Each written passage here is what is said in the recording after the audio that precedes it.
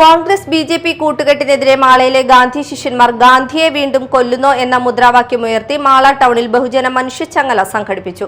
തുടർന്ന് നടന്ന പൊതുസമ്മേളനം ഡിവൈഎഫ്ഐ സംസ്ഥാന പ്രസിഡന്റ് വി വസീഫ് ഉദ്ഘാടനം ചെയ്തു. വലിയ അത്ഭുതം തോന്നുകയാണ് ഇവിടെ നടക്കുന്ന കാര്യങ്ങൾ കണ്ടിട്ട്.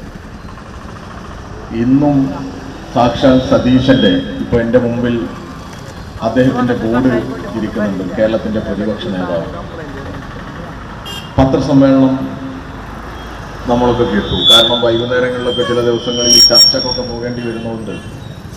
എന്താണ് ഇദ്ദേഹമൊക്കെ ഈ കേരളത്തോട് പറയുന്നത് എന്ന് കേൾക്കാൻ ഒരു താല്പര്യമുള്ളതുകൊണ്ട് നമ്മളതൊക്കെ കേൾക്കാറുണ്ട്. ആവേശത്തോടുകൂടി അദ്ദേഹം തൻ്റെ മുന്നിൽ വരുന്ന അണികളെ വലിയ ആവേശത്തിലെത്തിക്കാൻ വേണ്ടി പറയുന്നൊരു വാചകം നേരത്തെ നമ്മുടെ CPM-ന്റെ നേതാവ് കൂടി എന്നോട് പറഞ്ഞു. എന്താ പറഞ്ഞത്?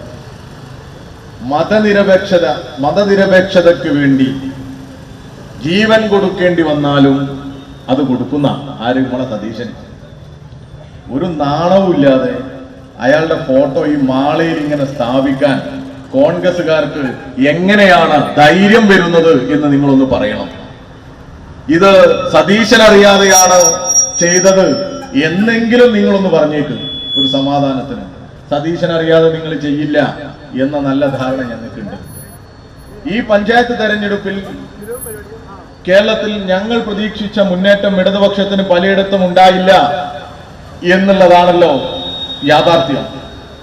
എങ്ങനെയാണോ ആ മുന്നേറ്റം നഷ്ടപ്പെട്ടത് എന്ന് പകൽ പോലെ വ്യക്തമാകുന്നതാണ് ഈ മാളയിലെയും മറ്റത്തൂരിലെയും കുമരകത്തെയും ഒക്കെ റിസൾട്ടിന് ശേഷമുള്ള കൂടിച്ചേരലുകൾ.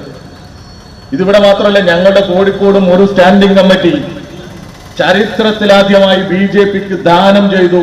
ഈ UDF മുസ്ലിം ലീഗ് ഉൾപ്പെടെയുള്ളവർ എങ്ങനെയാണോ ഈ കേരളത്തിൽ ഇരുന്നു കൊണ്ട് മതനിരപേക്ഷതയെ കുറിച്ച് ഇവർക്ക് സംസാരിക്കാൻ പറ്റുന്നത്? VR സുനിൽകുമാർ MLA അധ്യക്ഷത വഹിച്ചു. CPIM ജില്ലാ സെക്രട്ടേറിയറ്റ് അംഗം PK ഡേവിസ്, ജില്ലാ കമ്മിറ്റി അംഗം M Rajesh, area secretary TK Santhosh, VM Valsan, Cliffy Kalapparambath, Binil Prathapan, PM Aromal, KC Varghese, CB Shakeela, George Nellissery, Sajudheen Mala, TP Arun Menon, MC Paul എന്നിവർ സംസാരിച്ചു.